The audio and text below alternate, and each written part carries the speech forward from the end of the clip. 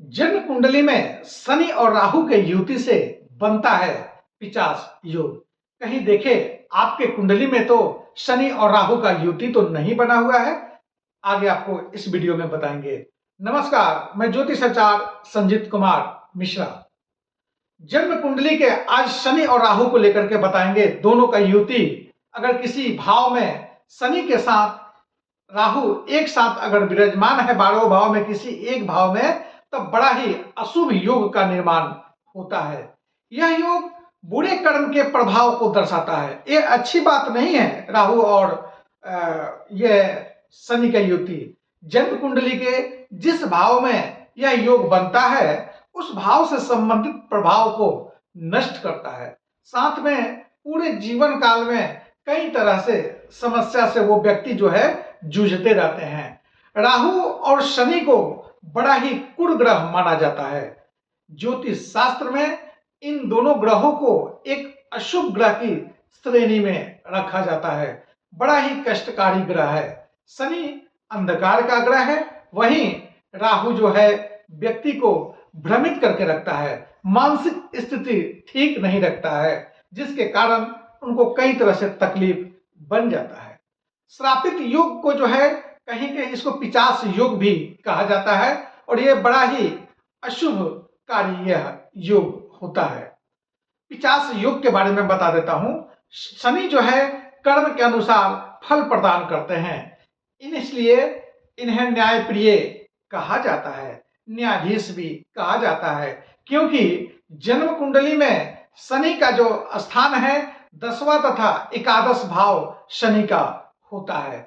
10वां भाव मकर राशि जो आपके व्यापार तथा नौकरी के कार्य को दर्शाता है।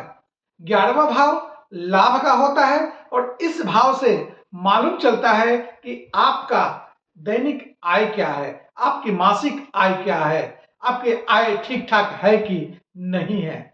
वहीं राहु को कोई राशि नहीं मिला है।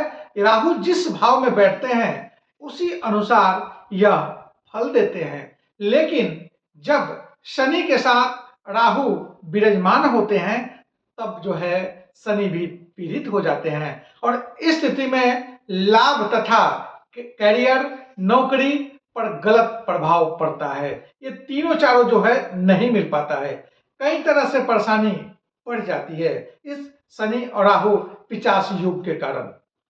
अब हम इसको श्रापित या पिशाच दोष करते हैं, तो श्रापित और पिशाच योग का प्रभाव कैसे पड़ता है आपके जीवन में, उसको बड़ा ध्यान से सुनिएगा। जब किसी व्यक्ति के कुंडली में श्रापित योग या श्रापित योग जब बनता है तब कई तरह से परेशानी उनके जीवन में बन जाता है। वैवाहिक जीवन में अनबन की स्थिति बनता है, विवाह टूटने की संभावना ज्यादा हो जाता है, कई तरह से परेशानी बन जाती है।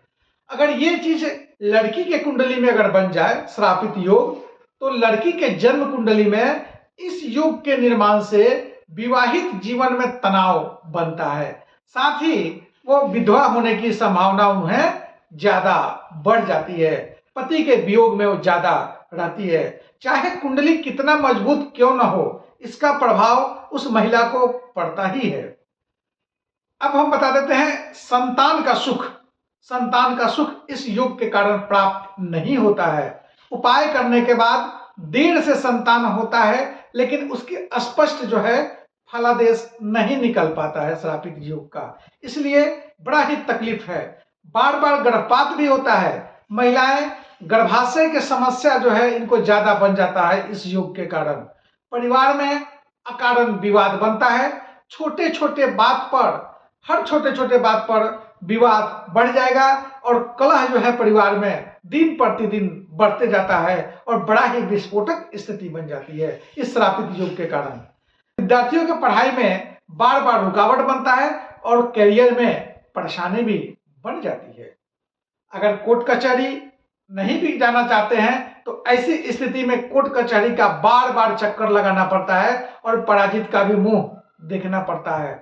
बड़ा ही कष्टकारी ये योग रहता है श्रापित योग, या ये योग बहुत तकलीफ करता है। उपाय क्या करना है?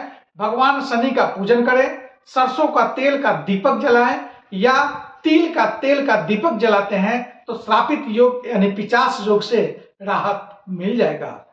पितृदोष का पूजन करें, हनुमान चालीसा का पाठ करते हैं तो इस पिशाच महापिशाच योग से राहत मिल जाएगा।